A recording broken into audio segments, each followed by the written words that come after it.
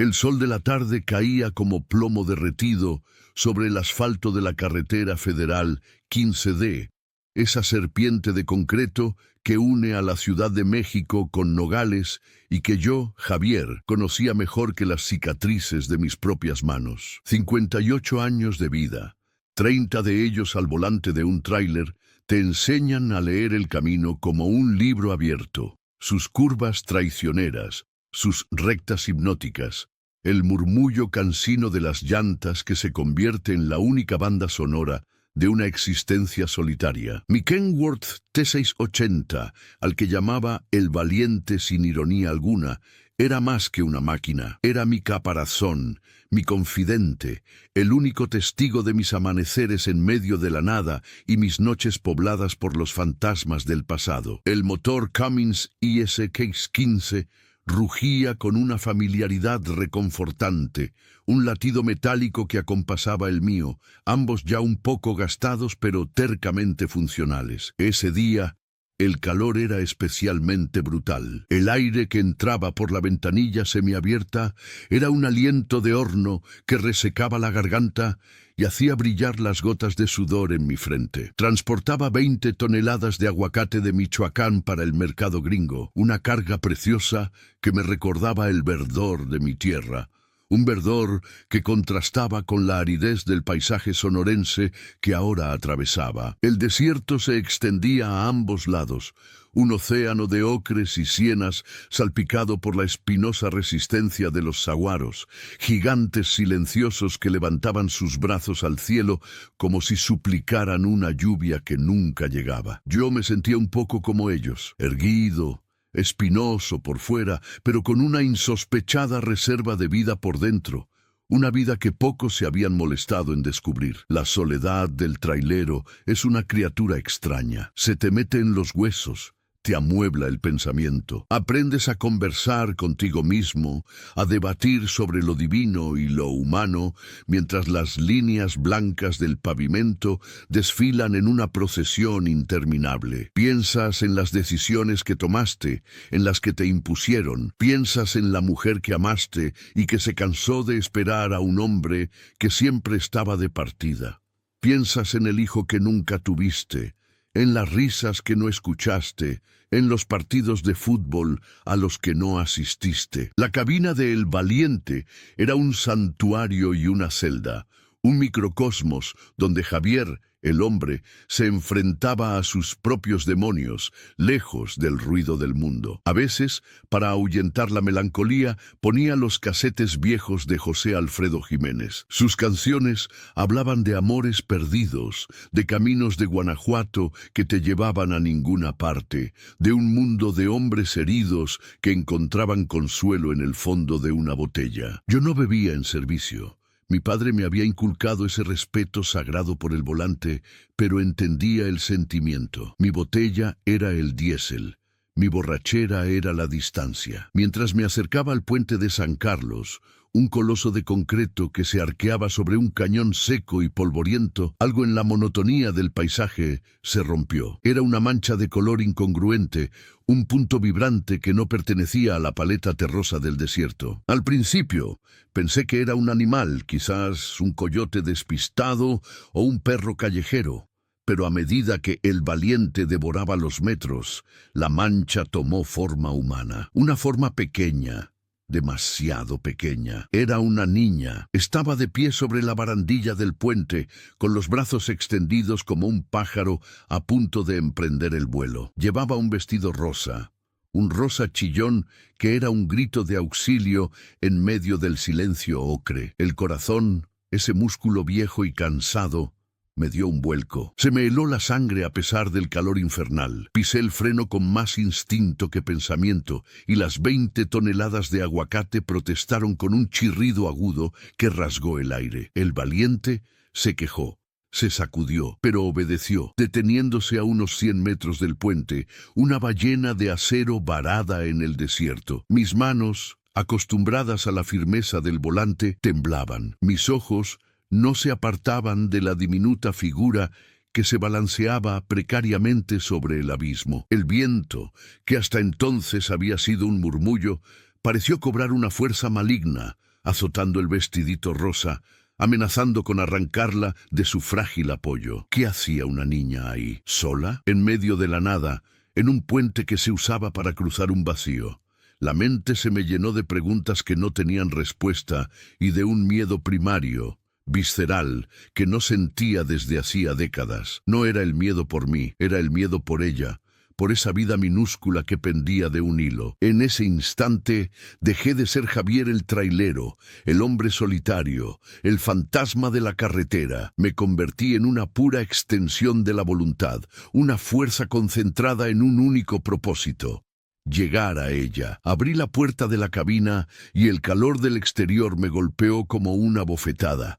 El sonido del motor al ralentí era un tambor que marcaba la urgencia del momento. Mis botas de trabajo, esas que habían pisado el asfalto de toda la República, tocaron el suelo. No estaba pensando, estaba actuando.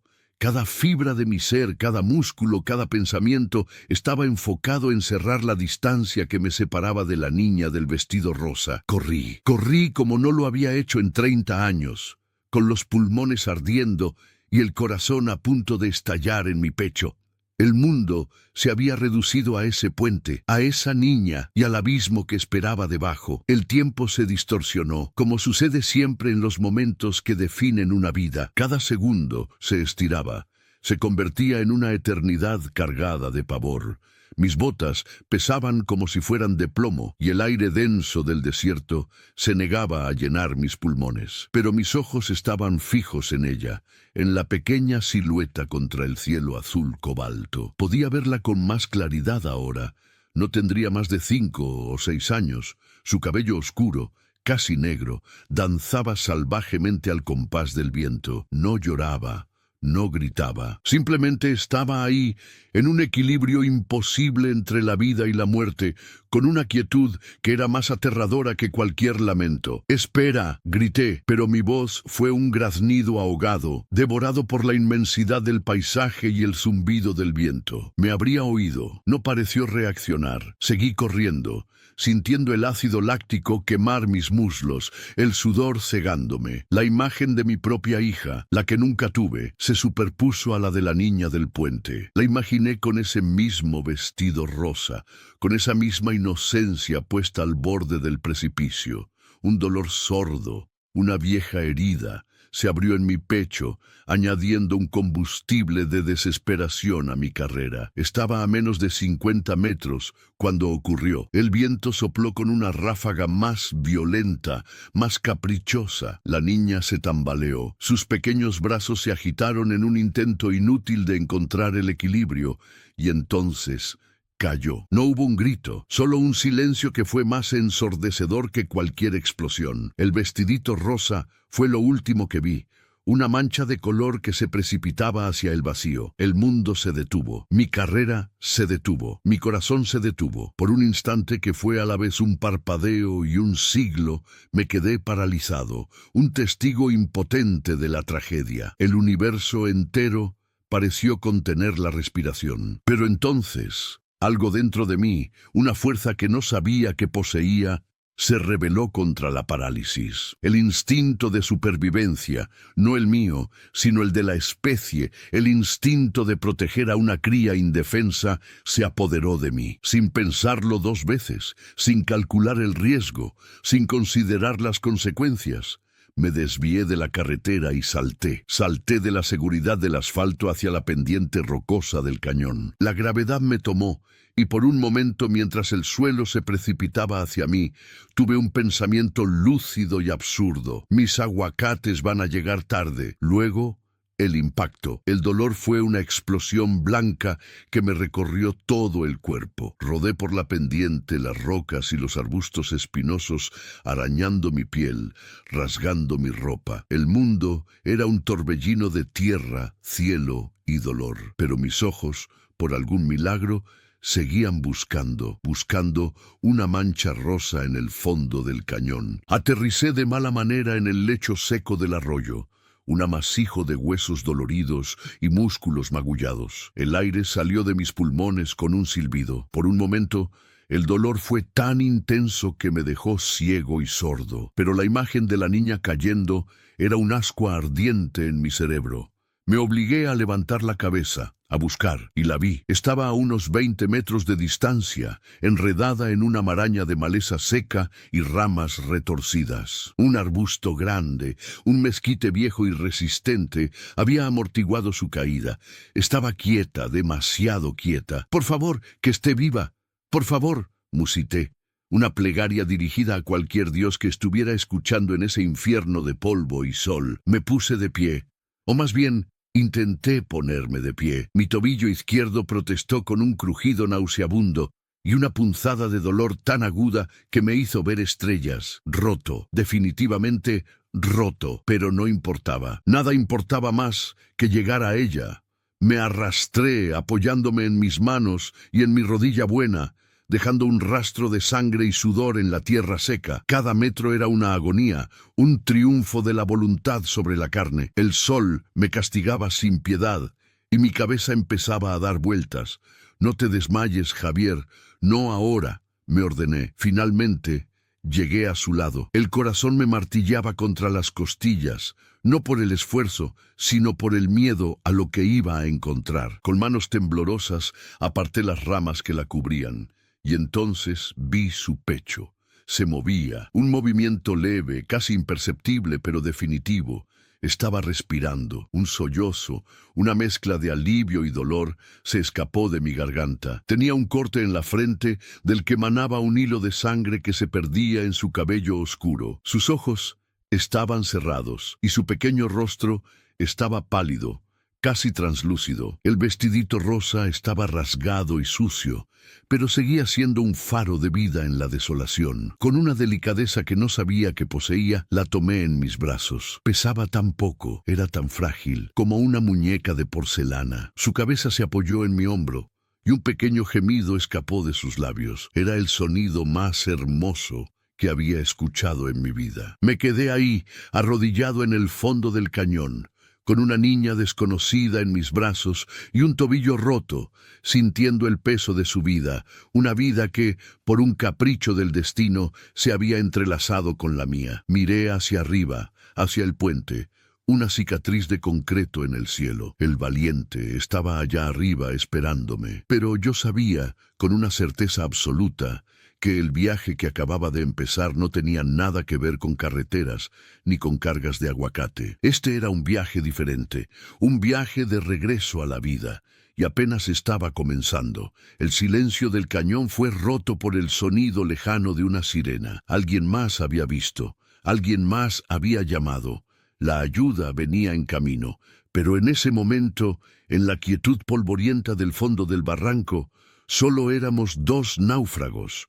Una niña que había caído del cielo y un viejo trailero que había saltado tras ella. Y en ese acto irracional, en ese salto al vacío, sentí que por primera vez en mucho tiempo había encontrado un ancla, un propósito que iba más allá de la siguiente carga, la siguiente ciudad, el siguiente amanecer solitario. Sostuve a la niña con más fuerza, protegiéndola del sol con mi cuerpo magullado. Y esperé. No sabía qué vendría después, pero una cosa era segura. Ya no estaba solo en mi camino. La sirena se hizo más fuerte, un lamento agudo que rebotaba en las paredes del cañón, anunciando la llegada del mundo exterior a nuestro pequeño refugio de polvo y dolor. Levanté la vista y vi las luces rojas y azules parpadeando en lo alto del puente. Figuras humanas se asomaban por la barandilla, sus siluetas recortadas contra el sol poniente. El alivio fue una ola que me recorrió,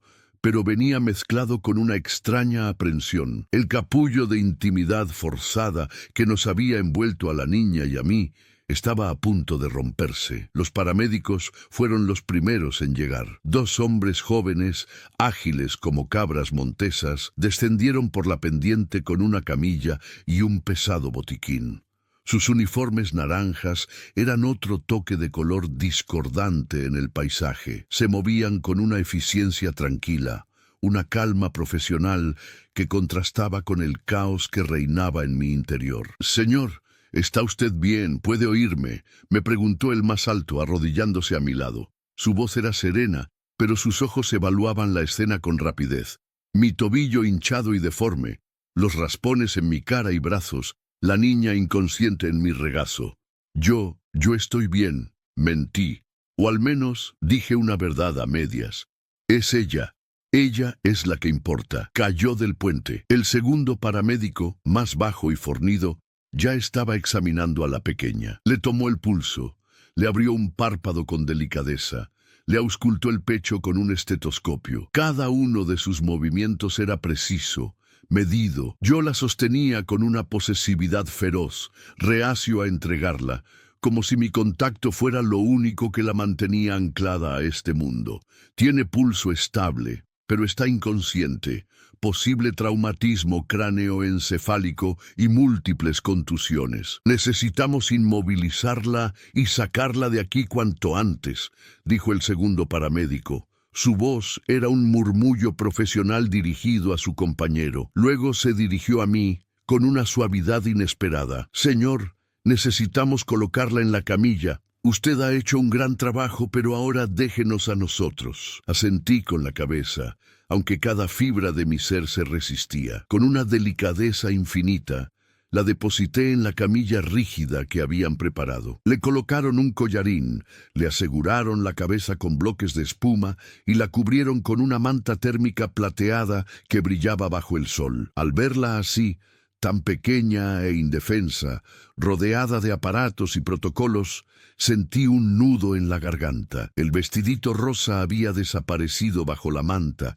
y con él una parte de su identidad. Ahora era una paciente, un caso clínico. Mientras aseguraban a la niña para el ascenso, el primer paramédico se ocupó de mí. Me cortó el pantalón para examinar mi tobillo. Sí, amigo, esto está roto y de fea manera. Vamos a tener que entablillarlo aquí mismo. Trabajaba con rapidez.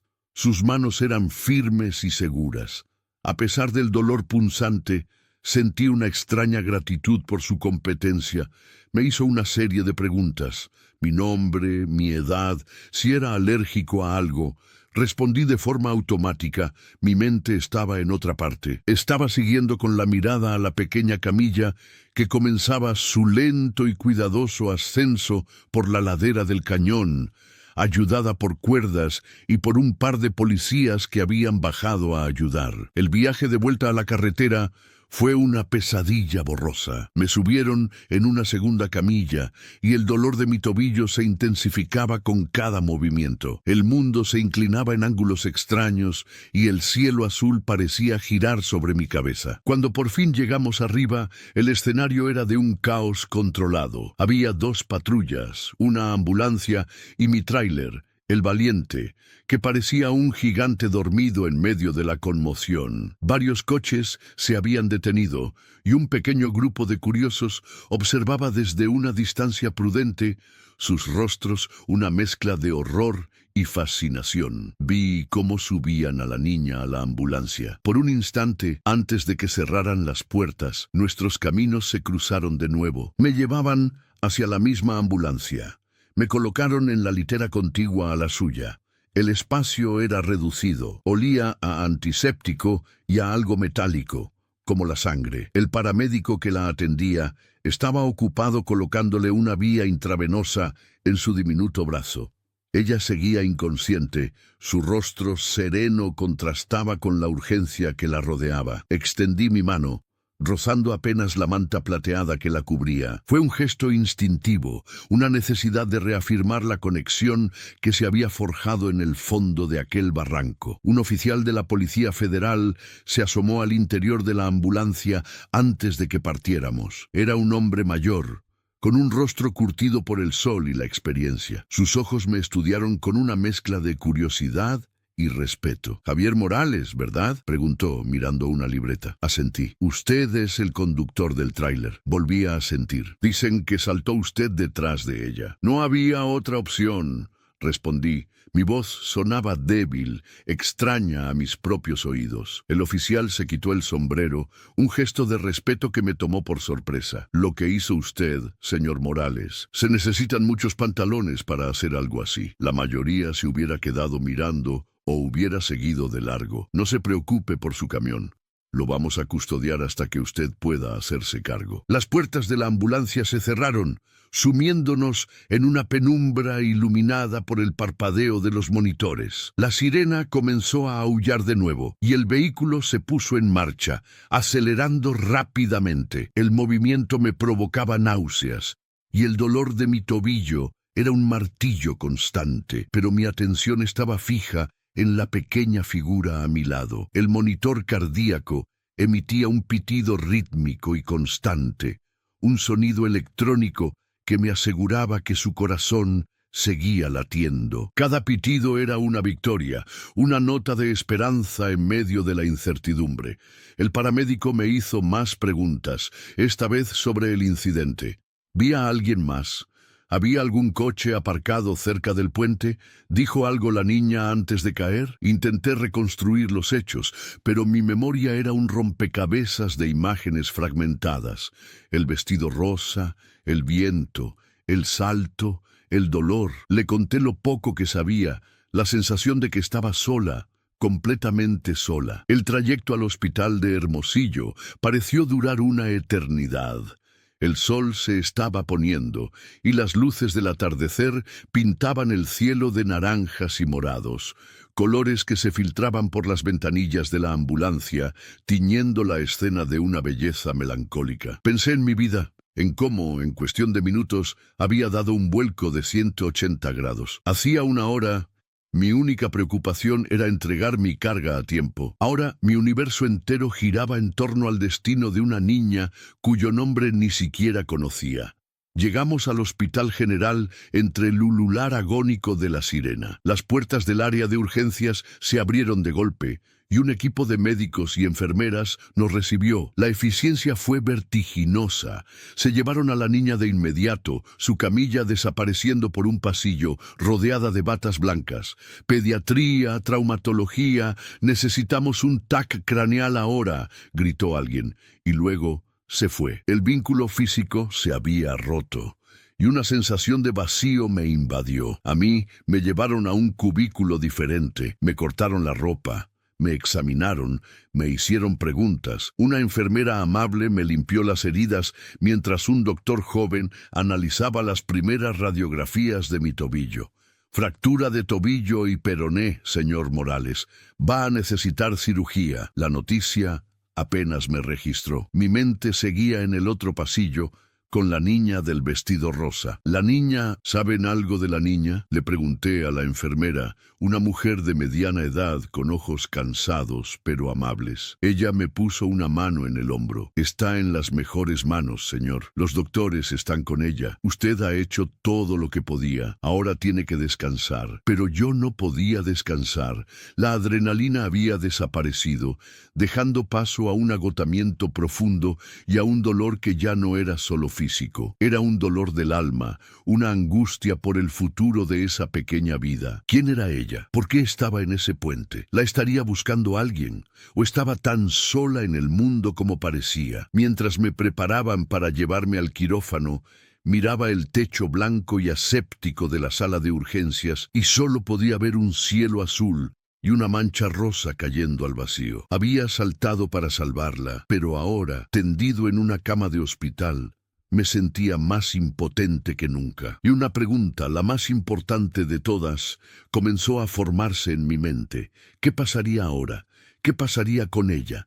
Y aunque no quería admitirlo, ¿qué pasaría conmigo? Mi vida de soledad autoimpuesta se había hecho añicos contra las rocas de ese cañón, y no tenía ni la más remota idea de cómo iba a recoger los pedazos. El mundo se me presentó en fragmentos borrosos después de la cirugía. Desperté en una habitación de hospital que olía a limpio y a enfermedad, una combinación que siempre me había revuelto el estómago. Mi pierna izquierda estaba envuelta en un yeso grueso y pesado, elevada sobre una almohada. Un dolor sordo y palpitante irradiaba desde mi tobillo, un recordatorio constante de mi salto impulsivo. La luz del sol entraba por una ventana, pero era una luz pálida, matutina, muy diferente al sol inclemente del desierto. Había pasado una noche entera en el limbo de la anestesia. Una enfermera joven entró a revisar mis constantes vitales, Se movía con esa eficiencia silenciosa que parece ser un requisito del oficio. Le pregunté por la niña, la misma pregunta que había estado gritando en mi mente antes de que la anestesia me venciera. «Ah, la pequeña del puente», dijo, su rostro suavizándose. «Sigue en la unidad de cuidados intensivos pediátricos. Está estable, pero sedada. El golpe en la cabeza fue fuerte. Las próximas horas son cruciales. ¿Saben su nombre? ¿Han encontrado a su familia?», pregunté. Mi voz era un graznido ronco. La enfermera frunció el ceño ligeramente. «Aún no. No traía ninguna identificación. Y hasta ahora nadie ha llamado a los hospitales ni a la policía preguntando por una niña desaparecida con su descripción. La trabajadora social del hospital ya está en el caso. Nadie». La palabra resonó en la habitación silenciosa, más pesada que mi yeso. Nadie la estaba buscando. La imagen de la niña, sola en el puente, adquirió una dimensión aún más trágica. No era un descuido momentáneo.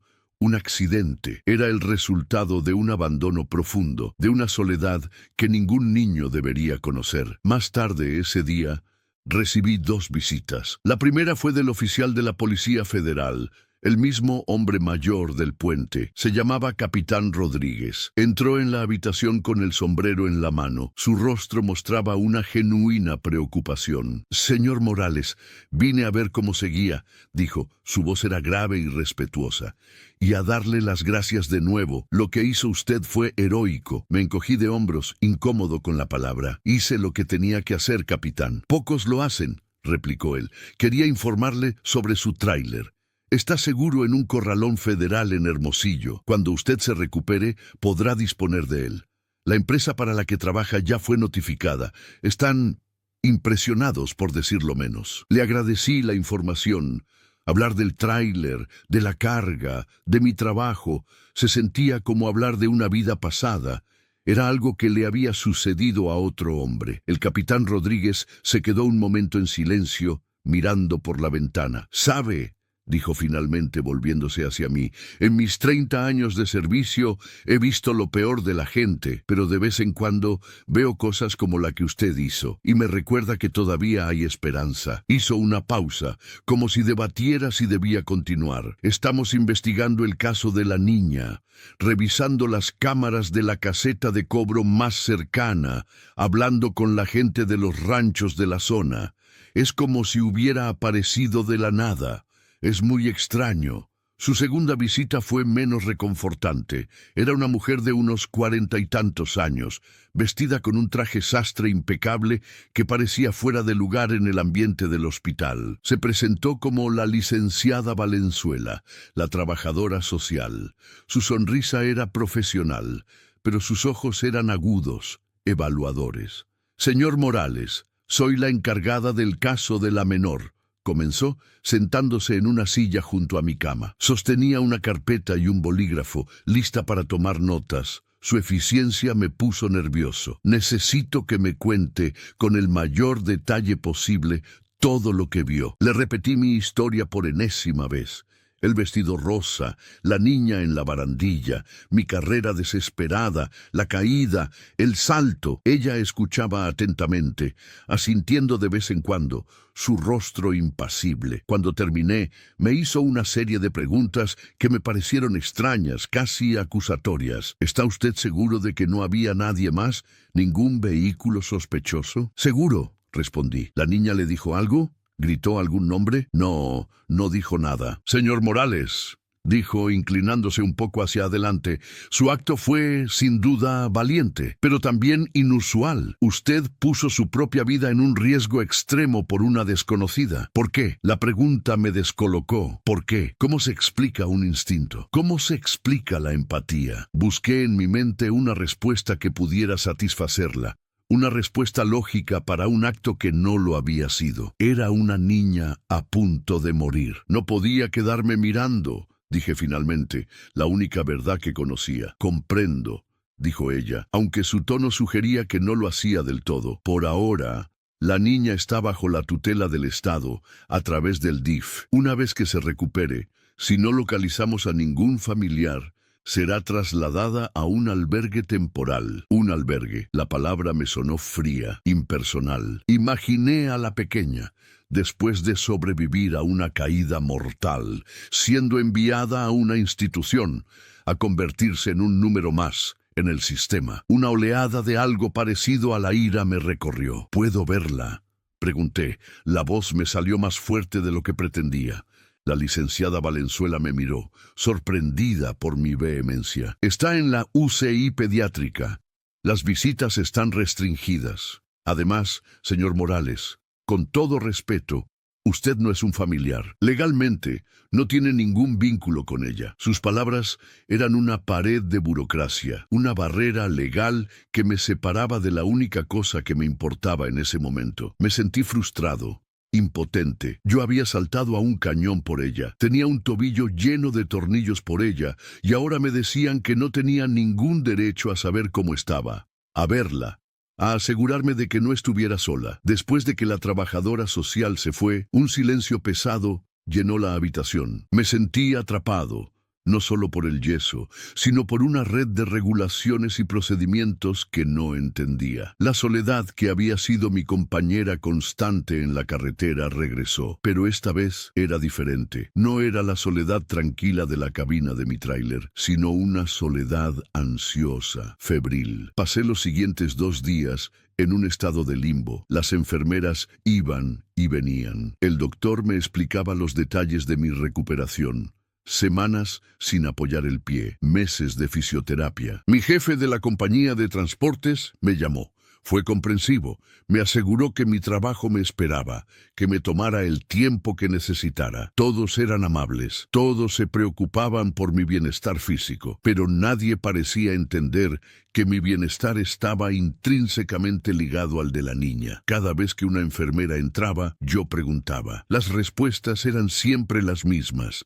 Estable, sigue sedada, sin cambios. Eran palabras clínicas, vacías de la emoción que yo sentía. En el tercer día no pude más. La necesidad de verla, de confirmar con mis propios ojos que seguía luchando, se convirtió en una obsesión. Cuando la enfermera de la tarde vino a traerme la cena, una gelatina insípida y un caldo tibio, le supliqué, por favor, le dije, y debió haber algo en mi voz, una desesperación desnuda que la conmovió. Solo un minuto. Necesito verla. Por favor. Ella me miró, sus ojos amables evaluando mi estado. Vio al hombre de casi 60 años, con el rostro lleno de arañazos y la pierna enyesada, suplicando como un niño. Hizo una pausa, mordiéndose el labio. Está estrictamente prohibido, susurró. Podría meterme en un gran problema. Nadie lo sabrá. Solo un vistazo. Le juro que no diré nada. Insistí. Dudó un momento más, y luego, con un suspiro de resignación, asintió. Espere a que termine mi ronda. En 1 hora. Esté listo. Esa hora fue la más larga de mi vida. Cuando finalmente regresó, traía una silla de ruedas. Con su ayuda, logré la torpe hazaña de pasar de la cama a la silla. El dolor fue agudo, pero la anticipación lo eclipsó. Me llevó por los pasillos silenciosos del hospital, que a esa hora de la tarde tenían una calma sombría. El chirrido suave de las ruedas de la silla era el único sonido. Llegamos a una puerta doble con un letrero que decía UCI pediátrica. El corazón me latía con fuerza. La enfermera habló en voz baja con la colega que estaba de guardia, y después de una mirada de complicidad nos dejaron pasar. El interior era un mundo de tecnología y silencio, incubadoras, monitores, luces parpadeantes, y en una de las cunas de cristal estaba ella. Era aún más pequeña de lo que recordaba. Tenía tubos y cables conectados a su cuerpo frágil. Una venda le cubría la cabeza. Su rostro, aunque pálido e hinchado, tenía una serenidad angelical. Su pecho subía y bajaba con el ritmo constante del respirador. Me quedé allí, mudo, sosteniendo el borde de su cuna de acrílico. La barrera legal de la licenciada Valenzuela se había disuelto.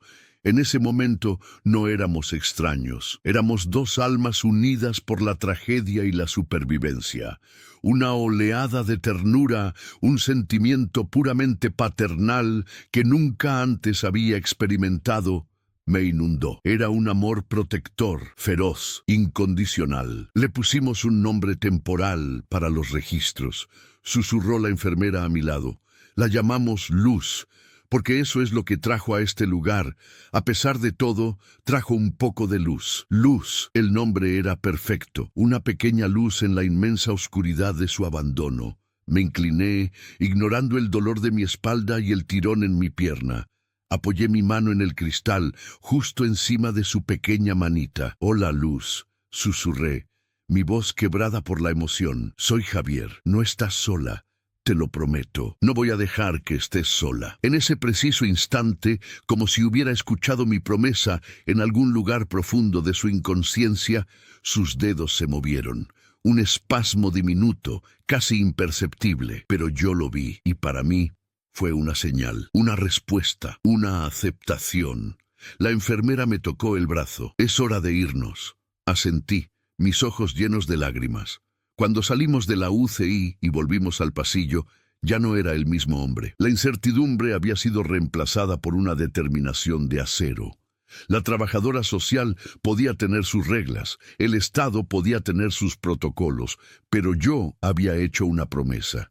Y un hombre como yo, un hombre de la vieja escuela, solo tiene dos cosas: su palabra y su voluntad. Ya no se trataba solo de haberla salvado de una caída. Ahora se trataba de salvarla de la vida que la había llevado a ese puente. Y para eso no iba a saltar a un cañón, iba a mover montañas. Los días siguientes en el hospital se convirtieron en un campo de entrenamiento para mi nueva misión. Mientras mi tobillo comenzaba su lento proceso de curación, mi mente trabajaba a toda velocidad, trazando un plan. La inspiración me vino de una fuente inesperada.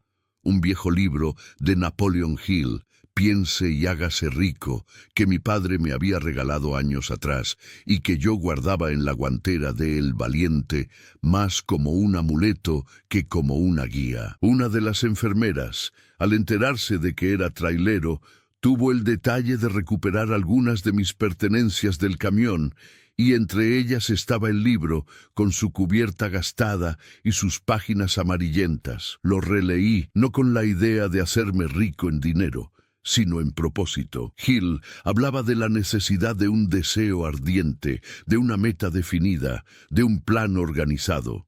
Mi deseo ardiente era la seguridad y el bienestar de Luz. Mi meta definida, asegurarme de que no terminara en el laberinto sin alma del sistema de bienestar social. Mi plan, bueno, eso era lo que necesitaba construir. Mi primera acción fue cambiar de actitud. Dejé de ser el paciente pasivo y me convertí en un investigador activo. Empecé a usar el recurso más valioso que un tráilero posee, su red de contactos. Los camioneros somos una hermandad. Hablamos, compartimos información en las paradas, en los restaurantes de carretera, por la radio de banda civil. Somos los ojos y los oídos de las carreteras de México.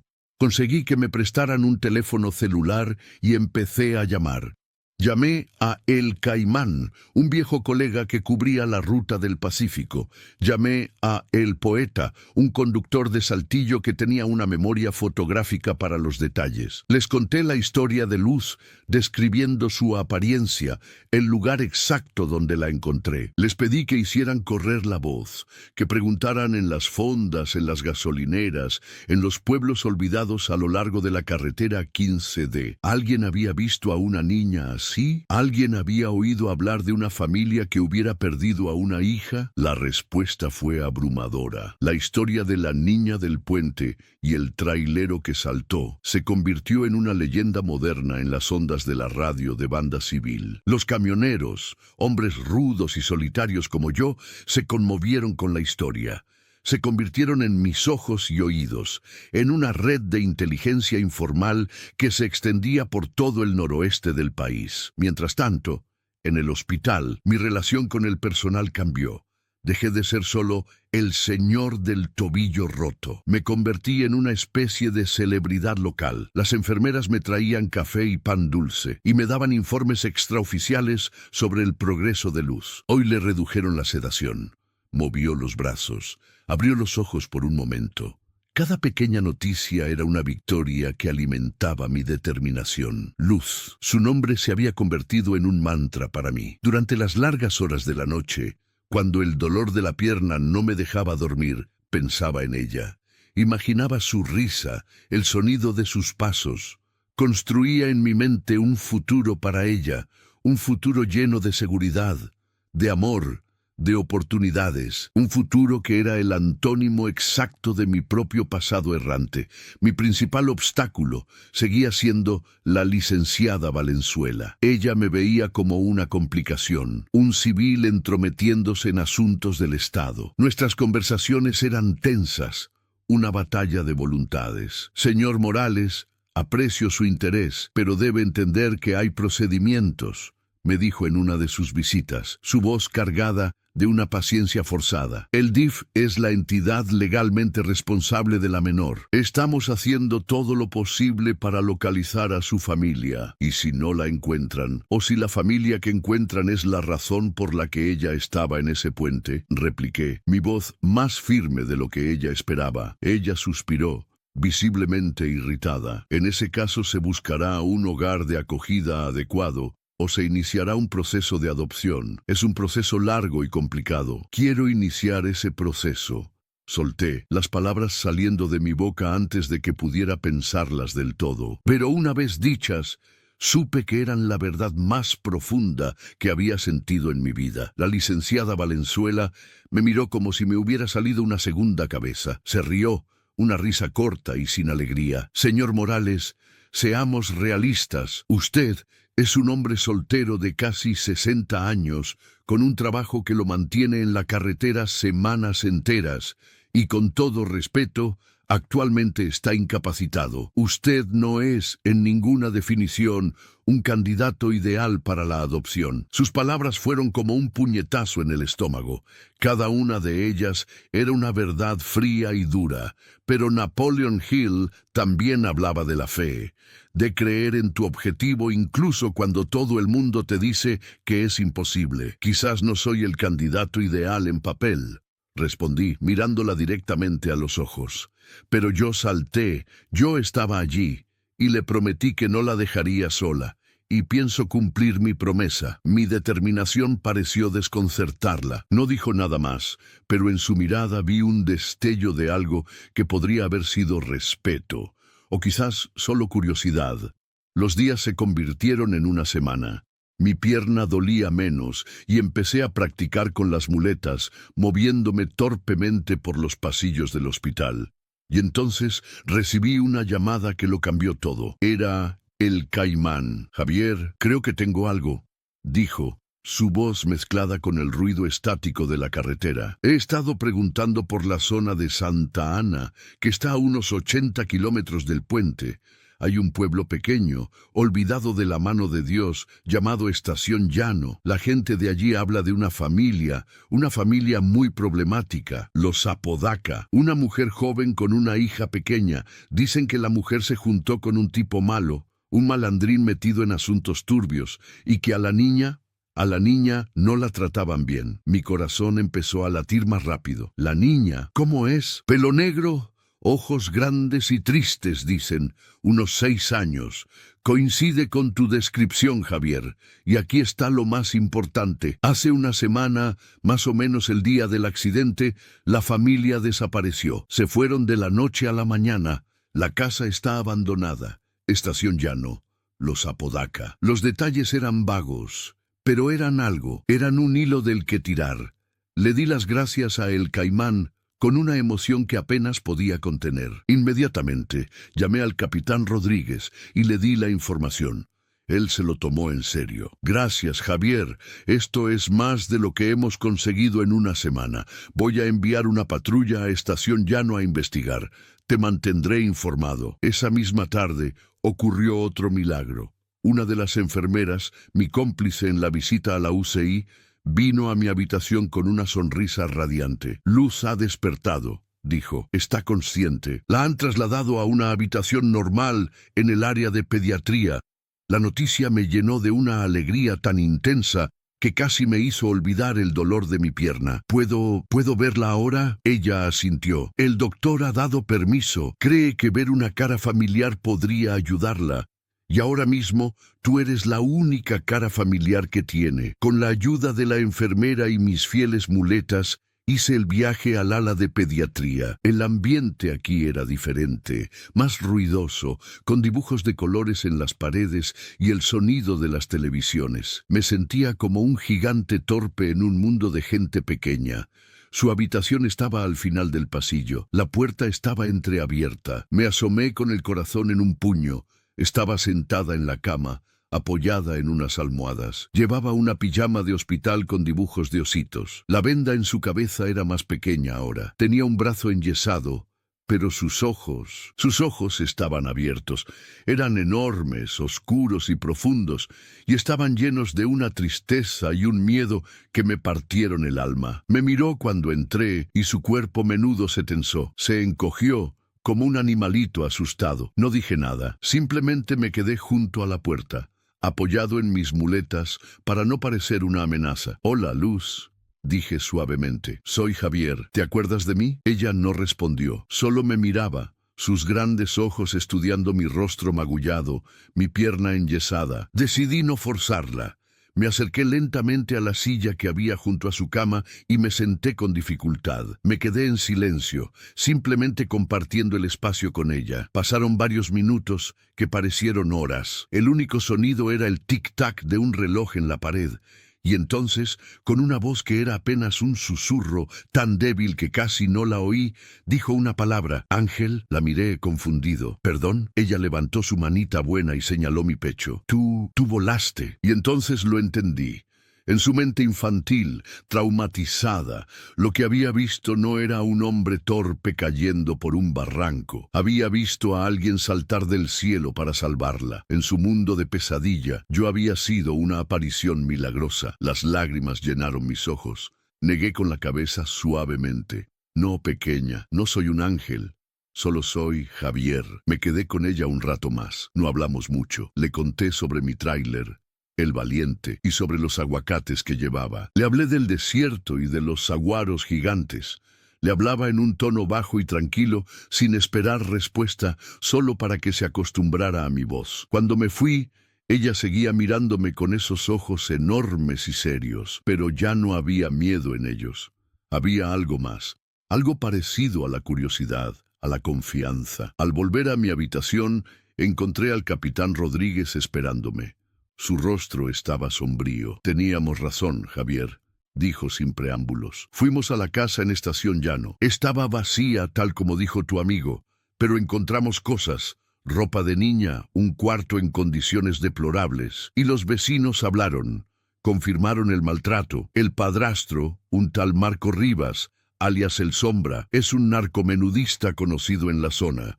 La madre, Laura Apodaca, parece ser adicta. La gente dice que a menudo dejaban a la niña sola por días». Mi sangre hirvió. La imagen de Luz, tan frágil en su cama de hospital, contrastaba violentamente con la sordidez de la vida que describía el capitán. «Pero eso no es lo peor», continuó Rodríguez. Su voz bajó de tono. «Encontramos algo en el patio trasero. Una maleta medio enterrada. Contenía ropa, juguetes y un certificado de nacimiento». Hizo una pausa, sacando una fotocopia de su bolsillo y entregándomela. La tomé con manos temblorosas. El papel estaba arrugado y manchado, pero el nombre era claramente legible.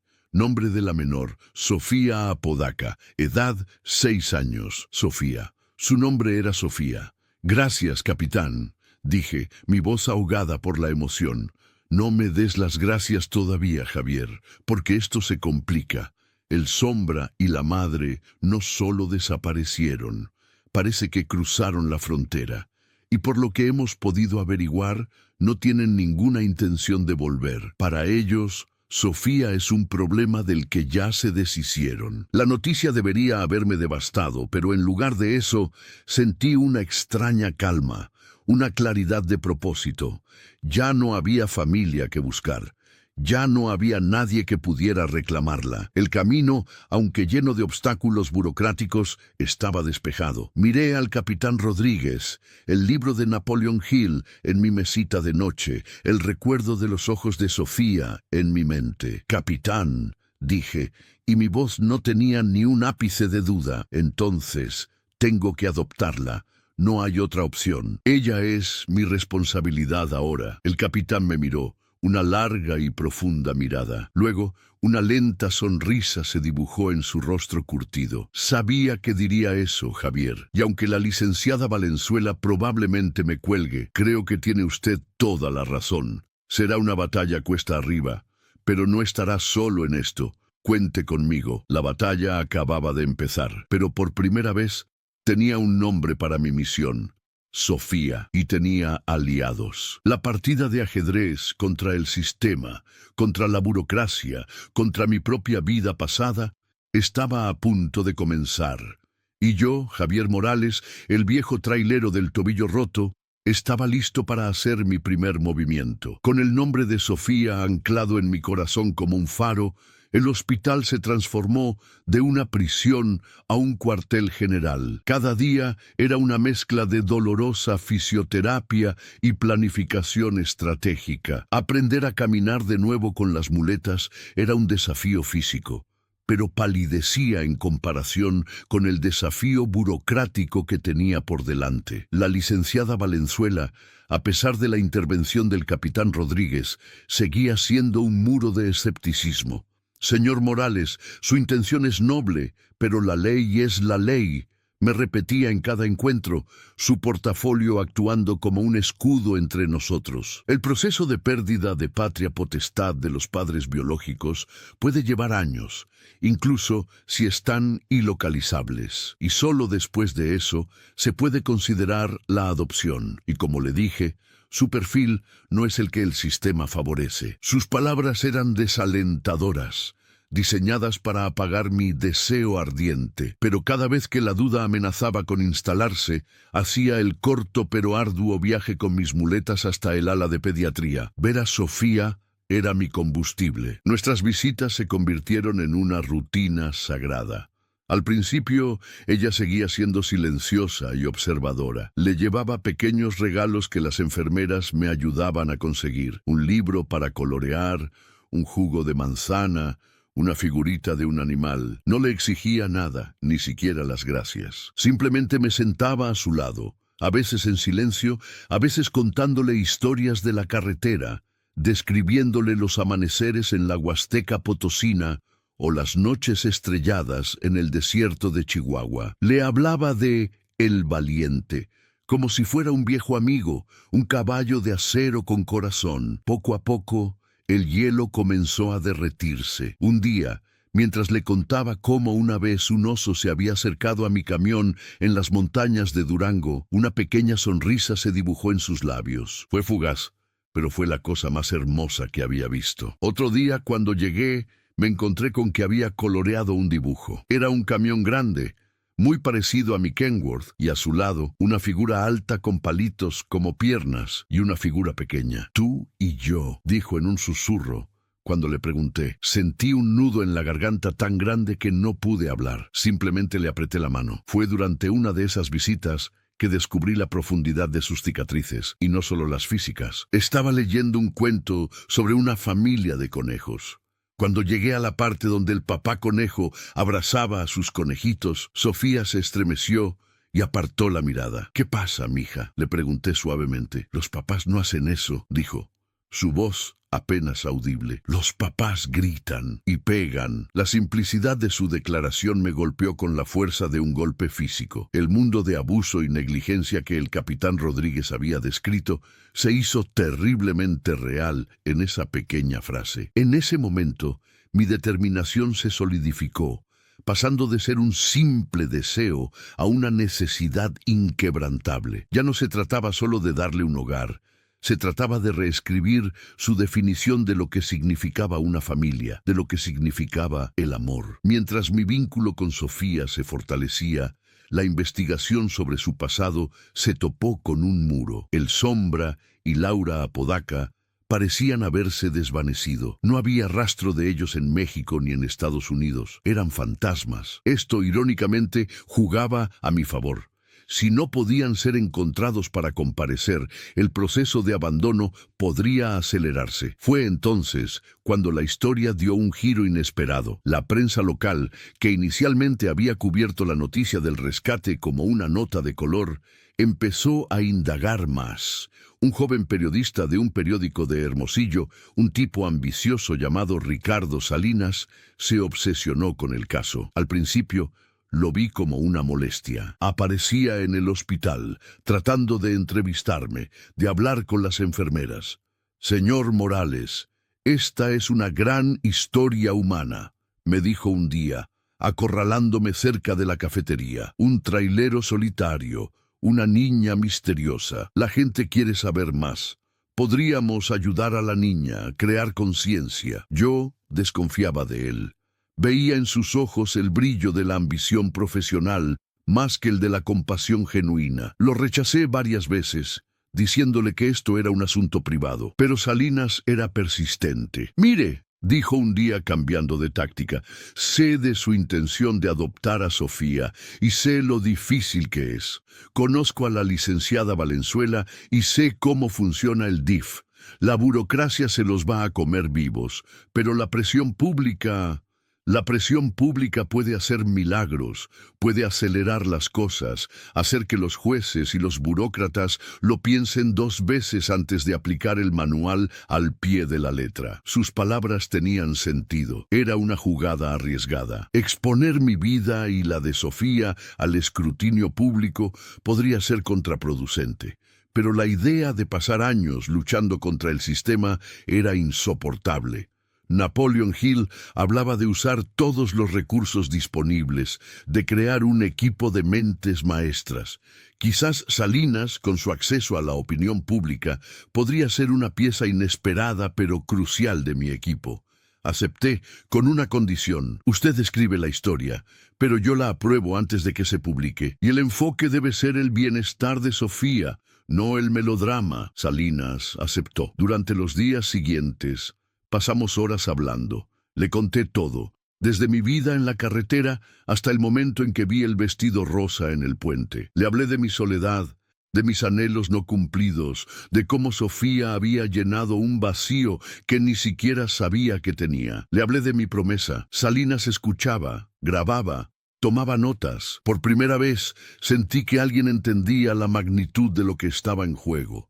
Mientras tanto, mis pesquisas personales a través de la red de tráileros continuaban. Aunque la pista de los padres se había enfriado, quería saber más sobre el entorno del que venía Sofía. Quería entender al enemigo, aunque el enemigo ya no estuviera presente. El poeta, mi contacto en Saltillo, me dio otra pista. «Javier, me enteré de algo sobre El Sombra», me dijo por teléfono. Parece que no trabajaba solo. Tenía un socio, un primo, que opera en la zona de Nogales.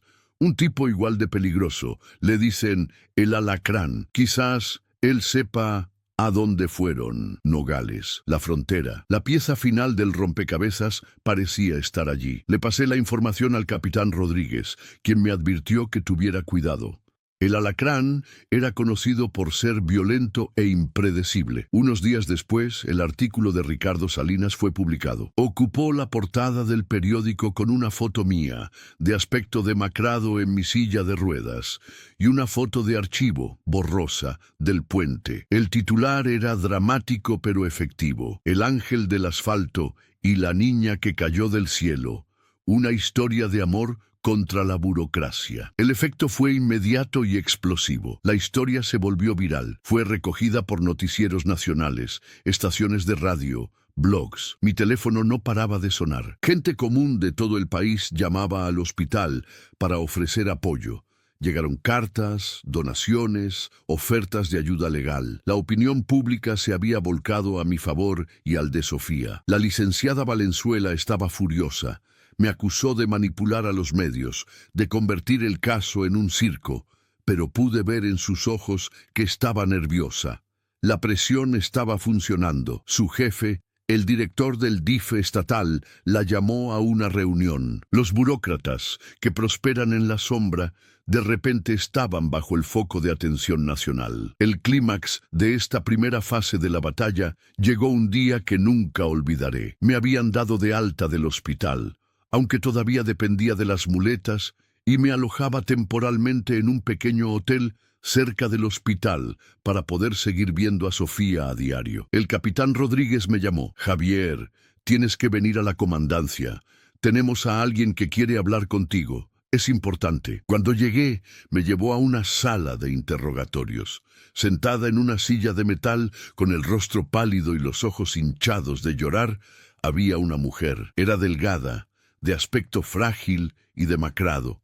Me reconoció al instante por las fotos del periódico. Usted es el hombre que salvó a mi sobrina, dijo. Su voz era un hilo. Era la hermana de Laura Apodaca, la tía de Sofía. Se llamaba Elena. Había visto la historia en las noticias en Ciudad Obregón, donde vivía, y había reconocido la historia de su hermana y su sobrina. Había venido de inmediato. Yo no sabía qué tan mal estaban las cosas.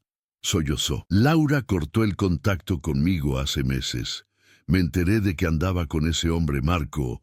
Él la alejó de todos nosotros. Yo intenté ayudar, pero ella no me dejaba. Nos contó la historia completa. Una historia de adicción, control coercitivo y violencia. Marco, el sombra, era un monstruo que había aislado a Laura y aterrorizado a Sofía. La caída del puente, según Elena, no había sido un intento de suicidio de la niña, como algunos habían especulado. Había sido un accidente mientras huía. Ese día, contó Elena con la voz quebrada, Laura me llamó a escondidas. Dijo que Marco la había golpeado salvajemente y que amenazaba con hacerle daño a Sofía. Dijo que iba a escapar, iba a tomar un autobús y dejarlo todo. Supongo que algo salió mal. Quizás Marco las alcanzó. Quizás en la desesperación Sofía se perdió y terminó en ese puente. No lo sé. Y luego nos dio la información que lo cambiaría todo. Marco tiene familia en Nogales, un primo. Le dicen el Alacrán. Siempre dijo que si las cosas se ponían feas aquí, se iría para allá a trabajar con él. Si alguien sabe dónde están Laura y Marco, es él. Era la confirmación que necesitábamos. La pieza que faltaba. El capitán Rodríguez y yo intercambiamos una mirada. Nogales era el siguiente paso, pero era un paso peligroso. Señora, le dije a Elena, mi voz suave pero firme, Sofía está a salvo, y voy a hacer todo lo que esté en mi poder para que siga así. Pero necesito su ayuda. ¿Estaría dispuesta a declarar todo esto ante un juez?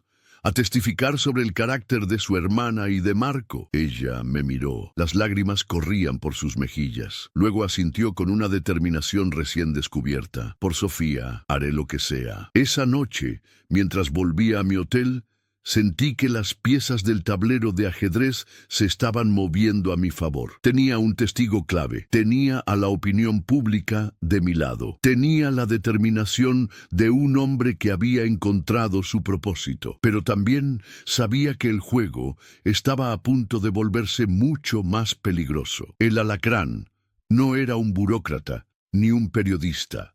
Era un criminal, y para asegurar el futuro de Sofía, tendría que enfrentarme a un tipo de adversario para el que ningún libro de autoayuda podría prepararme. La carretera a Nogales se extendía ante mí, no como una ruta de trabajo, sino como un camino de guerra. La revelación de Elena, la tía de Sofía, actuó como un catalizador. De repente, el caso dejó de ser la historia de una niña abandonada para convertirse en la crónica de una fuga desesperada y un posible secuestro parental. El capitán Rodríguez, armado con el testimonio oficial de Elena, pudo obtener una orden judicial para intensificar la búsqueda de Laura Apodaca y Marco el Sombra Rivas, ahora no solo como padres negligentes, sino como personas de interés en una investigación criminal. La atmósfera había cambiado. Ya no éramos solo David contra el Goliat burocrático. Ahora había un dragón real que encontrar y enfrentar. Sin embargo, este nuevo desarrollo trajo consigo una terrible complicación. La licenciada Valenzuela, En un movimiento que interpreté como una mezcla de estricto apego al protocolo y una pizca de malicia, argumentó que la situación legal de Sofía era ahora aún más precaria. Si la madre fue víctima de coacción, como alega su hermana, podría argumentar que nunca tuvo la intención de abandonar a la niña, me explicó en una tensa reunión en su oficina, a la que asistí con el capitán Rodríguez como mi aliado silencioso. Si encontramos a la madre y demuestra ser una víctima, un juez podría inclinarse por la reunificación familiar, bajo supervisión, por supuesto. La idea me revolvió las entrañas. Reunificar a Sofía con una madre que, víctima o no, la había expuesto a un infierno de abusos y la había llevado al borde de la muerte, era una locura legalista que ignoraba por completo las cicatrices emocionales de la niña. Licenciada, intervino el capitán, su voz tranquila pero con un filo de acero. También tenemos el testimonio de los vecinos de Estación Llano sobre la negligencia crónica, mucho antes de que el Sombra intensificara su control, y tenemos el estado en que encontramos a la niña. A veces, el mejor interés del menor no coincide con los lazos de sangre. Fue una pequeña victoria, pero la amenaza de que me arrebataran a Sofía para devolverla a un entorno tóxico se convirtió en una nube negra que se cernía sobre mi cabeza. Esta posibilidad encendió en mí un nuevo sentido de urgencia. No podía esperar a que el sistema legal se desenredara a su propio ritmo glacial. Tenía que ser proactivo. Tenía que encontrar a El Sombra y a Laura antes que nadie. Necesitaba la verdad, toda la verdad, para poder presentar un caso irrefutable de que el único lugar seguro para Sofía era conmigo. Mi plan era arriesgado, quizás estúpido para un hombre con una pierna recién operada. Iba a ir a Nogales. Iba a encontrar a El Alacrán. Javier, es una locura, me dijo el capitán Rodríguez cuando le conté mi intención. Nogales es territorio comanche y el Alacrán es veneno puro. Mis hombres pueden encargarse de esto. Sus hombres son policías, capitán, le respondí. Llegarán con placas y sirenas. El Alacrán se esconderá como la alimaña que es. Yo puedo acercarme de otra manera. Soy un trailero. Conozco ese mundo. Conozco los patios de camiones, las fondas grasientas, los bares de mala muerte donde esa gente hace sus negocios. Hablo su idioma. Puedo oír cosas que un uniforme nunca oirá. Vi la lucha en su rostro, la batalla entre su deber como oficial y su instinto como mi amigo. Finalmente, suspiró, derrotado. Está bien, cedió, pero no irás solo. Y no como estás. 2 días después, el valiente fue liberado del corralón. El capitán se encargó de que la empresa de transportes me diera un permiso especial, citando mi cooperación en una investigación policial en curso. Mi jefe, un hombre de buen corazón que había seguido la historia en las noticias, estuvo de acuerdo sin dudarlo. El reencuentro con mi tráiler fue emotivo. La cabina olía a encierro, pero para mí olía a hogar, a libertad. Sentarme de nuevo en el asiento del conductor, sentir el volante bajo mis manos, fue como recuperar una parte de mí mismo. El capitán Rodríguez me presentó a un hombre de civil, de rostro adusto y ojos que no se perdían nada. Se llamaba Ernesto, era uno de sus mejores detectives, un experto en operaciones encubiertas. Ernesto irá contigo, dijo el capitán. Oficialmente es tu nuevo relevo. Tu aprendiz se quedará en el camarote. No intervendrá a menos que tu vida corra peligro, pero estará ahí. Esas son mis condiciones. Acepté. No era la soledad a la que estaba acostumbrado, pero entendía la prudencia del capitán. Antes de partir, fui al hospital a despedirme de Sofía. La encontré en la sala de juegos, construyendo una torre de bloques con una concentración feroz. Verla así, actuando como una niña normal, me llenó de una ternura dolorosa. Me arrodillé a su lado, una maniobra todavía torpe con mi pierna rígida. Hola, campeona. Vengo a despedirme por unos días. Su rostro se ensombreció al instante. Dejó los bloques. ¿Te vas? La pregunta estaba cargada de un miedo al abandono que me partió el corazón. Solo por un poquito, mija, le aseguré, tomando su pequeña mano. Tengo que ir a hacer un último viaje en el Valiente. Es un asunto importante, para asegurarme de que tú y yo podamos estar juntos para siempre, pero voy a volver. Te lo juro por lo más sagrado que tengo. Ella me miró con sus ojos profundos, buscando la verdad en los míos. Después de un largo momento, asintió lentamente. Luego, hizo algo que nunca había hecho antes.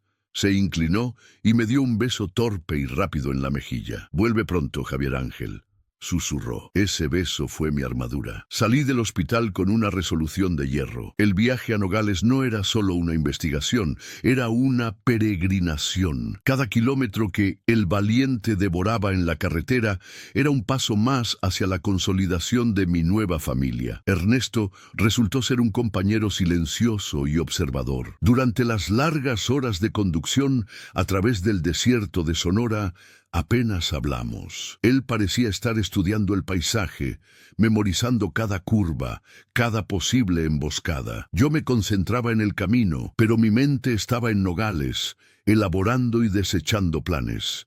Llegamos a la ciudad fronteriza al anochecer. Nogales es un lugar de contrastes brutales. Por un lado, el bullicio del comercio, las maquiladoras, la promesa de una vida mejor al otro lado del muro. Por otro, las sombras, los callejones sin salida, el poder palpable de los que operan al margen de la ley. Era un organismo vivo, vibrante y peligroso. Aparqué el Valiente en un enorme patio de camiones en las afueras de la ciudad, un lugar polvoriento y caótico conocido como el descanso del diablo. Era un hervidero de actividad, con traileros yendo y viniendo, mecánicos trabajando bajo luces amarillentas y mujeres de vida dudosa merodeando entre los camiones. Era el hábitat natural de gente como el alacrán.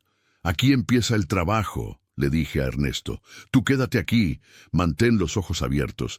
Yo voy a dar una vuelta, a tomarle el pulso al lugar». Durante los siguientes 2 días me sumergí en ese submundo. Pasé horas en La Curva, el restaurante del patio de camiones, un lugar grasiento donde el café era amargo y los chismes frescos. Escuchaba más de lo que hablaba. Dejé caer el nombre de El Sombra, fingiendo que era un viejo conocido al que le había perdido la pista. Al principio solo recibí miradas de sospecha y encogimientos de hombros, pero la persistencia, como decía Napoleon Hill, es clave. Compré cervezas para otros conductores.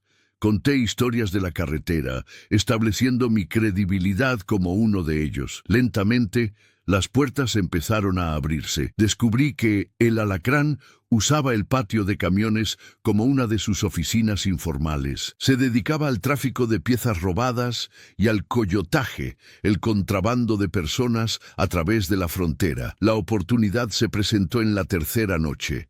Estaba sentado en la barra de La Curva cuando un hombre corpulento y con un tatuaje de un alacrán en el cuello entró, flanqueado por 2 matones de aspecto joven. El bar entero pareció contener la respiración. Era él. Fingí no darle importancia, pero mi corazón latía con fuerza. Observé cómo se sentaba en una mesa en la esquina, desde donde podía controlar toda la sala. La gente se le acercaba con una mezcla de miedo y respeto, hablándole en susurros. Necesitaba una forma de acercarme a él, una excusa, y la encontré en la desesperación de otro. Un joven conductor, no mucho mayor que un adolescente, estaba en la barra bebiendo tequila con una desesperación evidente. Escuché fragmentos de su conversación con el camarero. Su camión se había averiado, una pieza cara del motor, y no tenía dinero para repararla. Su jefe lo iba a despedir. Vi mi oportunidad. Me acerqué al joven. Le ofrecí un trago. Escuché su historia. Luego le hice una oferta. «Mira, muchacho», le dije en voz baja, «yo podría ayudarte, pero necesitaría un favor a cambio». Le expliqué lo que quería. Él me miró con miedo. «Hablar con el alacrán es peligroso, jefe. Más peligroso es quedarte sin trabajo y sin un peso en esta ciudad», le repliqué. Le di unos cuantos billetes, suficientes para la reparación. «Solo tienes que decir que me conoces de la carretera, que soy de confianza y que tengo un negocio que proponerle. Un negocio de cruzar gente. Di que tengo clientes listos». El joven, atrapado entre la espada y la pared, Aceptó. Observé desde la barra cómo se acercaba a la mesa de El Alacrán. Hubo una breve conversación. Uno de los matones se levantó y se dirigió hacia mí. «El jefe quiere hablar contigo», dijo. Su voz era una amenaza velada. Caminé hacia la mesa, mis muletas haciendo un sonido sordo en el suelo de baldosas. Me sentí extrañamente tranquilo. Toda mi vida en la carretera me había preparado para este momento. Había lidiado con policías corruptos, con asaltantes, con todo tipo de peligros. El Alacrán era solo uno más. «Siéntate», dijo, sin mirarme, concentrado en limpiar sus uñas con una navaja. «¿Así que quieres hacer negocios? He oído que eres el hombre indicado para ciertos transportes especiales», dije, adoptando la jerga del lugar. Él levantó la vista por primera vez. Sus ojos eran pequeños y fríos, como los de una serpiente. Me estudió de arriba abajo, deteniéndose en mi pierna enyesada. «Parece que tú no estás en condiciones de transportar ni una caja de cerillos», se burló.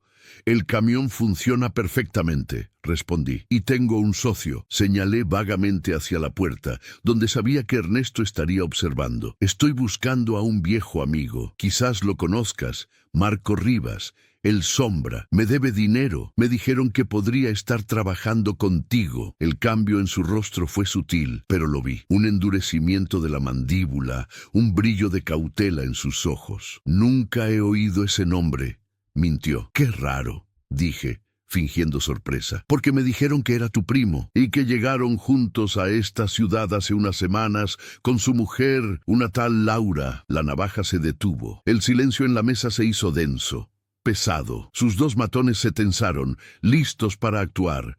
Sabía que estaba caminando sobre hielo muy fino.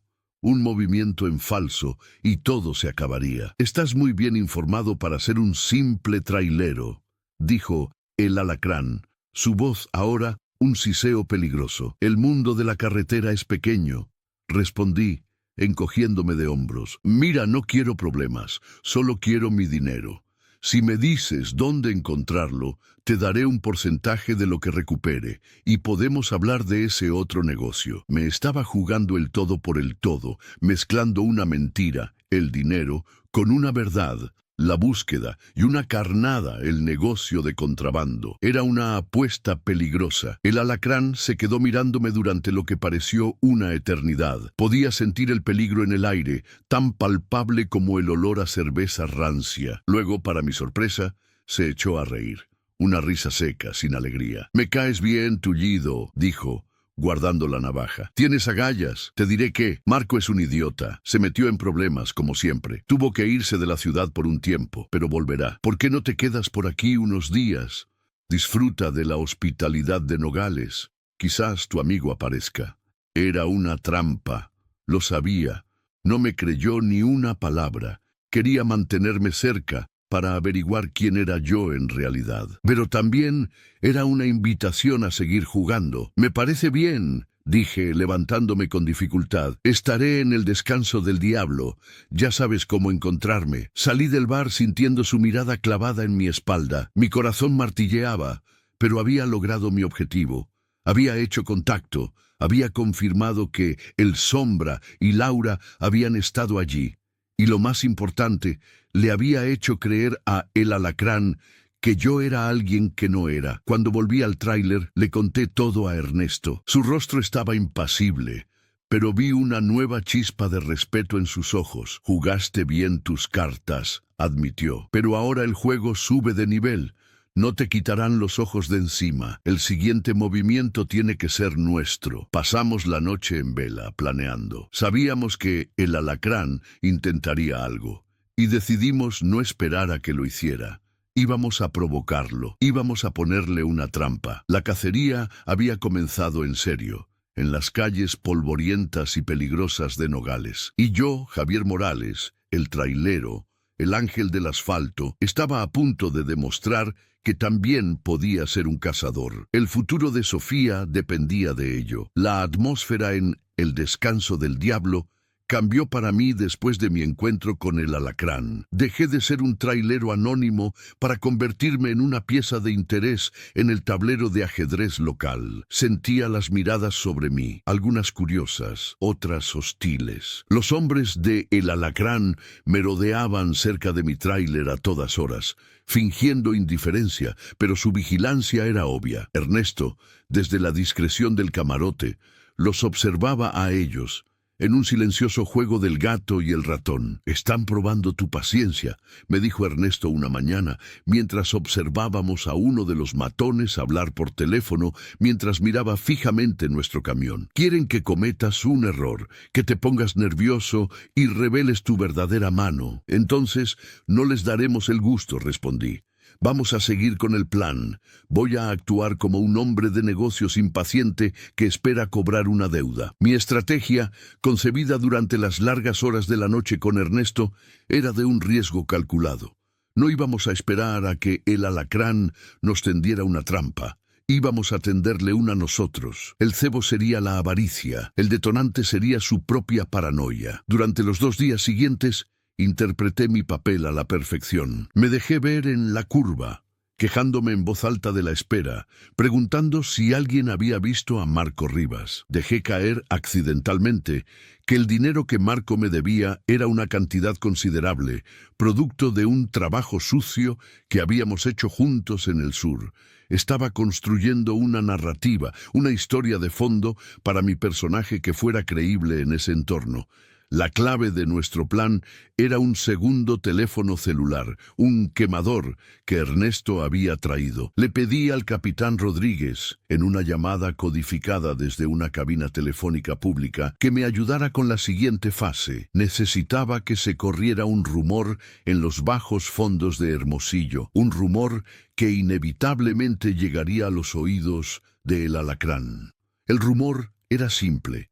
Un trailero llamado Javier Morales andaba presumiendo de un gran golpe que había dado con el Sombra, y ahora lo estaba buscando para repartir el botín. Era una jugada psicológica. Queríamos que el alacrán se preguntara: ¿y si la historia del tullido es cierta? ¿Y si mi primo Marco realmente hizo un gran negocio y ahora me está dejando fuera? La duda y la codicia son una mezcla explosiva. Mientras esperábamos que el rumor fermentara y viajara hacia el norte, seguí con mi rutina.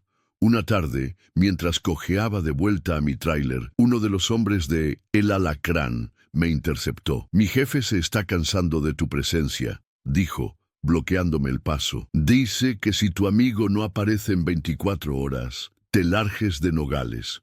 «Dile a tu jefe que yo también me estoy cansando», repliqué, mirándolo a los ojos. «Y que si no veo mi dinero pronto, quizás tenga que buscar a otros socios para mis futuros negocios. Socios más serios». Era un farol, pero sentí que era el movimiento correcto. Mostrar debilidad en ese mundo era una sentencia de muerte. El matón pareció sorprendido por mi audacia. Gruñó algo ininteligible y se fue. Esa noche el plan entró en su fase final. Ernesto hizo una llamada desde el teléfono quemador a un número que habíamos obtenido, el de un conocido asociado de El Alacrán. Hablando en un español con un acento deliberadamente centroamericano para despistar, se hizo pasar por un coyote rival. «Oye, solo para que le digas a tu jefe, El Alacrán», dijo Ernesto. Su voz era un gruñido anónimo. «Ese trailero cojo que anda por ahí no es quien parece. No busca a El Sombra por dinero. Lo busca la ley del sur. Y él es un soplón. Está trabajando con ellos. Tengan cuidado», colgó. La trampa estaba puesta. Habíamos creado 2 narrativas contradictorias. Por un lado, yo era un socio traicionado en busca de un botín. Por otro, era un informante de la policía. El Alacrán, un hombre cuya supervivencia dependía de su capacidad para leer las amenazas, se encontraría atrapado entre la codicia y el miedo. ¿A quién creerle? En su paranoia probablemente no confiaría en nadie, y eso lo obligaría a actuar. Nuestra hipótesis era que, para salir de dudas, el alacrán necesitaría hablar con la única persona que conocía toda la verdad, su primo, Marco el Sombra. Nuestra esperanza era que lo contactara, O mejor aún, que lo hiciera venir a Nogales para enfrentarme. Y cuando lo hiciera, estaríamos esperando. Pasamos la noche en alerta máxima. El valiente ya no era un refugio, sino una fortaleza precaria. Ernesto tenía su arma a mano. Yo tenía un bate de béisbol de acero junto al asiento del conductor. El aire en la cabina era denso de tensión. La llamada llegó poco antes del amanecer. Era mi teléfono personal. Un número desconocido. Respondí. «¿Morales?» La voz era inconfundible. Era el Alacrán, pero su tono había cambiado. Ya no era arrogante. Era frío, calculador. «Soy yo», respondí. «Tu amigo apareció», dijo. «Quiere verte, quiere aclarar las cosas. Dice que no te debe nada, pero que está dispuesto a hablar». Mi corazón dio un salto, pero mantuve la voz tranquila. «¿Dónde?» «Hay un almacén abandonado en el parque industrial al sur de la ciudad. Calle Faisán, número 12. Ven solo en 1 hora. Si veo a la policía o a tu socio, tu amigo Marco sufrirá un accidente. Y luego iré por ti». Colgó. «Lo tenemos», le dije a Ernesto. Mi voz temblaba ligeramente por la adrenalina. Mordió el anzuelo. «Es una trampa, Javier», dijo Ernesto, su rostro serio como una piedra. «No van a dejarte salir de allí con vida». «Lo sé», respondí, «pero es nuestra única oportunidad. Necesitamos que Marco esté allí. Si lo está, tú tienes que actuar». El plan que habíamos trazado para este escenario era simple y extremadamente peligroso. Yo iría solo, como me habían pedido. Pero el valiente tiene un as bajo la manga, o más bien bajo el chasis. Un rastreador GPS que la compañía de transportes instala en todos sus camiones. El capitán Rodríguez y su equipo en Hermosillo estarían siguiendo cada uno de mis movimientos en tiempo real. Ernesto no vendría conmigo, pero se comunicaría con un equipo de la Policía Federal que ya estaba en Nogales, esperando la señal. Mi trabajo era entrar, confirmar la presencia de Marco el Sombra y ganar tiempo. El resto dependía de ellos. «Javier, si algo sale mal», comenzó Ernesto. «No saldrá mal», lo interrumpí, con más convicción de la que sentía. «Piensa en Sofía. Tengo que hacer esto por ella». Conduje el valiente por las calles desiertas de Nogales, en la luz gris del amanecer. Dejé el tráiler a un par de cuadras del almacén, como si intentara ser discreto, y caminé el resto del camino con mis muletas. El lugar estaba en una zona industrial decrépita, rodeado de fábricas silenciosas y lotes baldíos llenos de maleza. El almacén era una estructura de metal oxidado, con las ventanas rotas y un aire de abandono total. 2 hombres me esperaban en la entrada. Me registraron bruscamente, quitándome el teléfono y las llaves. Me empujaron dentro. El interior era vasto y oscuro, iluminado solo por los rayos de luz que se colaban por los agujeros del techo. Olía a moho y a aceite rancio. En el centro del espacio, iluminado por una única bombilla que colgaba de un cable, estaba el Alacrán. A su lado, atado a una silla, golpeado y aterrorizado, estaba otro hombre. Era más delgado de lo que imaginaba, con ojos huidizos y una expresión de cobardía. Era Marco el Sombra. Mi corazón martilleó contra mis costillas. Estaba allí. El plan había funcionado. «Así que aquí está tu amigo, el gran hombre de negocios», se burló el Alacrán, acercándose a mí. «Resulta que no sabe nada de ningún dinero, pero sí sabe de otras cosas. Dice que eres un don nadie, un simple camionero que se topó con su hijastra». «¿Dónde está Laura? ¿Dónde está la madre de la niña?», pregunté, mi voz resonando en el vasto espacio. El Alacrán sonrió, una sonrisa cruel. «Laura tuvo que ser disciplinada, se puso rebelde, pero está bien. Está en un lugar seguro, donde no puede causar más problemas». Me di cuenta entonces de que Laura probablemente estaba muerta y que yo era el siguiente en la lista. Mi única misión ahora era ganar tiempo. «Entonces, ¿todo esto por una niña?», dije, intentando sonar despectivo. «Pensé que eras un hombre de negocios serio, Alacrán, no un niñero. Esa niña es un cabo suelto», siseó.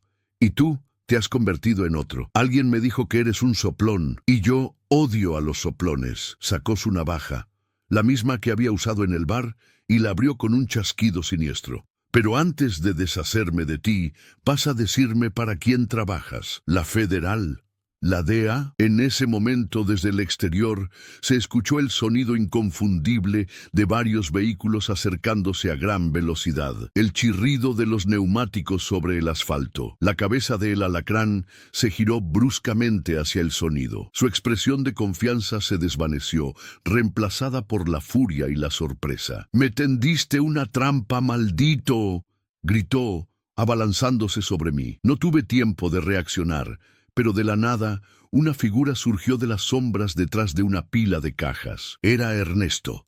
No había obedecido mis órdenes. Había entrado en el almacén antes que yo. «¡Policía Federal! ¡Suelte el arma!», gritó Ernesto, apuntando con su pistola. El alacrán, en un acto de desesperación, me agarró poniendo la navaja en mi garganta. «¡Tira el arma o lo mato!». Todo sucedió en una fracción de segundo. Se oyeron gritos desde el exterior. «¡Rodeados! ¡Salgan con las manos en alto!». Las puertas del almacén se abrieron de golpe, inundando el lugar de luz y de agentes armados hasta los dientes. El alacrán, viendo que todo estaba perdido, me empujó violentamente contra el suelo y corrió hacia una puerta trasera, disparando a ciegas con una pistola que sacó de su cintura. Ernesto y otros agentes lo persiguieron. Yo yacía en el suelo, con el aliento entrecortado, el dolor de mi pierna gritando en protesta. A pocos metros, Marco el Sombra seguía atado a su silla, temblando de miedo. La batalla había terminado y yo había sobrevivido. Un paramédico me atendió mientras el capitán Rodríguez se arrodillaba a mi lado, su rostro una mezcla de alivio y enfado. «Te dije que era una locura», dijo, pero había una sonrisa en sus labios. «Lo lograste, Javier, lo lograste». Encontraron a el alacrán escondido en un contenedor de basura a unas cuadras de distancia. Y Marco el Sombra, en un intento patético de salvar su propio pellejo, confesó todo. Confesó el abuso, la negligencia y confesó lo que le había pasado a Laura. El alacrán tenía razón. La había matado en un ataque de rabia unos días después de llegar a Nogales y había escondido su cuerpo en el desierto. Era una verdad horrible, una tragedia absoluta, pero legalmente era la última pieza que necesitaba. Con la madre fallecida y el padrastro enfrentando cargos de asesinato y abuso, el camino para la adopción de Sofía estaba, por fin, completamente despejado. Mientras me llevaban en una ambulancia para un chequeo, miré el cielo de Nogales, ya no gris, sino de un azul brillante. La batalla había sido terrible, el riesgo inmenso, pero había ganado. Había enfrentado al dragón y lo había vencido. Ahora solo quería una cosa: volver a Hermosillo, volver con Sofía. Mi guerra había terminado. Era hora de empezar a construir la paz. El regreso a Hermosillo fue un viaje surrealista. El valiente, mi fiel corcel de acero, parecía cabalgar más ligero, como si las 20 toneladas de aguacates hubieran sido reemplazadas por una carga de esperanza. Ernesto, mi silencioso ángel guardián, conducía. Yo iba en el asiento del copiloto, con la pierna extendida y una sensación de paz que no había experimentado en décadas. La cruda violencia de Nogales se desvanecía en el espejo retrovisor, reemplazada por la promesa de un futuro que hasta hacía unas semanas nunca me hubiera atrevido a imaginar. La noticia de la captura de El Alacrán y la confesión de El Sombra había corrido como la pólvora.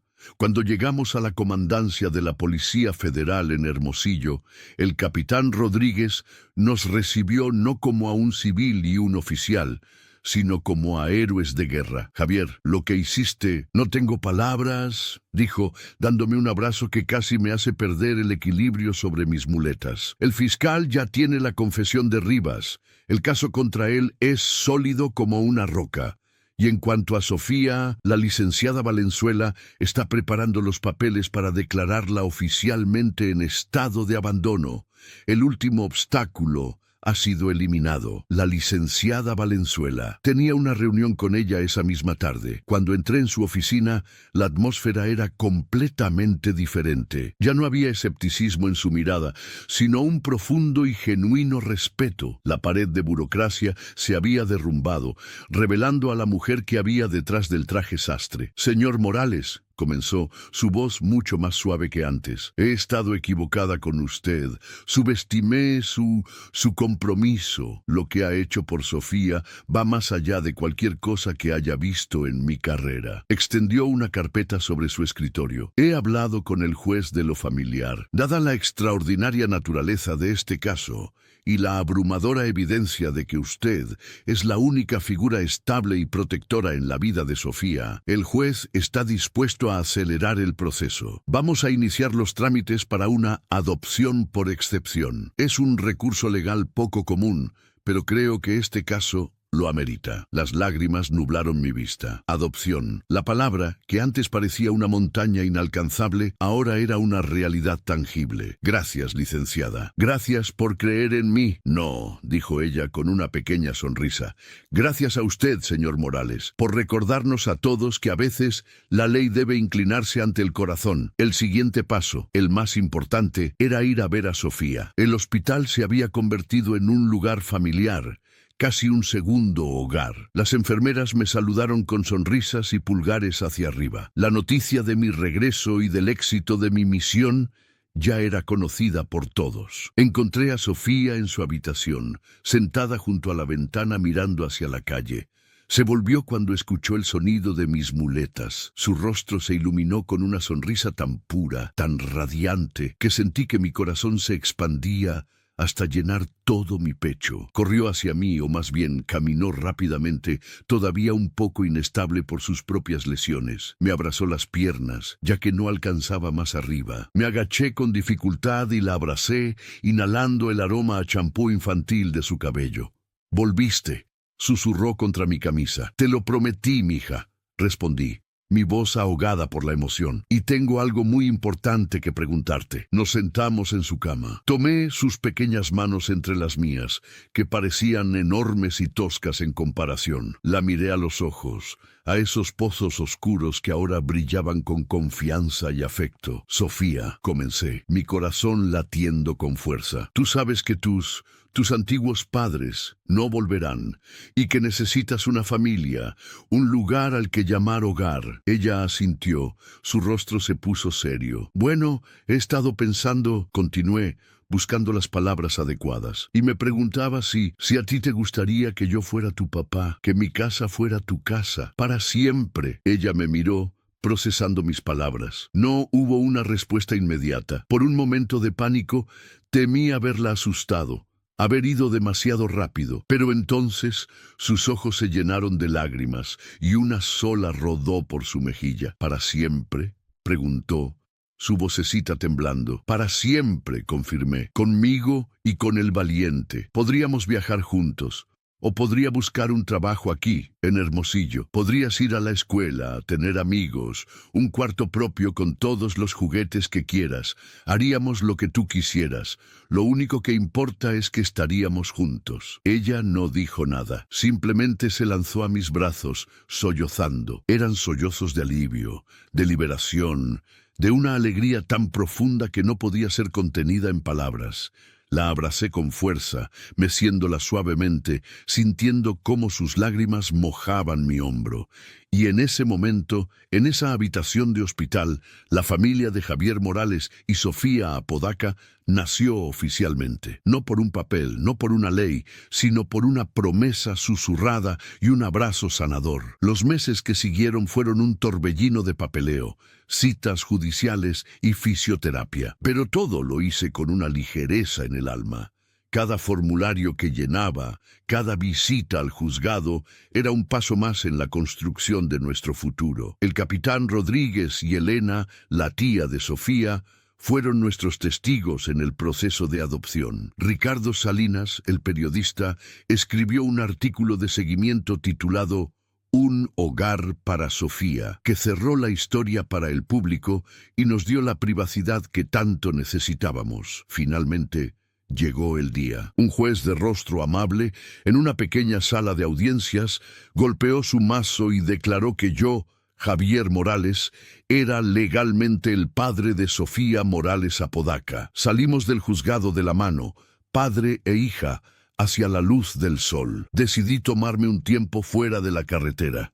La empresa de transportes me ofreció un puesto en su patio de operaciones en Hermosillo como supervisor. Era un trabajo de oficina, de horarios fijos. El sueldo era menor, pero la recompensa era infinitamente mayor. Podía llevar a Sofía a la escuela por la mañana y estar allí para recogerla por la tarde.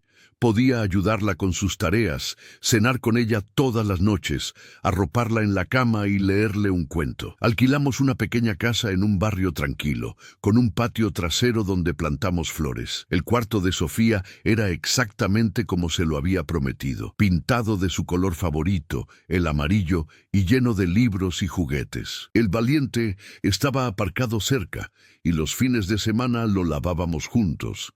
Y a veces solo nos sentábamos en la cabina, mirando el atardecer y planeando futuros viajes por carretera, viajes de vacaciones, no de trabajo. Sofía floreció. Las cicatrices físicas se desvanecieron y las emocionales, aunque siempre estarían allí, fueron cubiertas por capas y capas de amor, seguridad y risas. Resultó ser una niña curiosa, inteligente, y con un gran corazón. Hizo amigos en la escuela. Descubrió que le encantaba dibujar y que tenía un talento especial para hacer reír a la gente, especialmente a mí. Una tarde, unos 6 meses después de la adopción, estábamos en el patio trasero. Yo estaba sentado en una silla de jardín, mi tobillo ya casi curado, observándola mientras perseguía mariposas. Corría con una alegría desenfrenada, su vestido de colores girando a su alrededor. Se detuvo, me miró y me sonrió. «Papá», gritó, «¡mira! ¡Estoy volando!». La miré, mi hija, mi Sofía, mi luz, la niña que había caído de un puente y que al hacerlo me había enseñado a mí a volar. Había saltado de mi tráiler para salvarla, pero la verdad, la profunda y absoluta verdad, es que fue ella quien me salvó a mí. Me salvó de la soledad, de una vida sin rumbo, de un corazón cerrado. Me dio un propósito, una familia, un amor tan inmenso como el desierto de Sonora. Me levanté, cojeando solo un poco, y caminé hacia ella. La alcé en mis brazos y la hice girar, y nuestras risas se mezclaron y se elevaron hacia el cielo azul, bajo el mismo sol que una vez había sido testigo de nuestra tragedia y que ahora iluminaba nuestro milagro. El viaje había sido largo y peligroso, pero habíamos llegado a casa.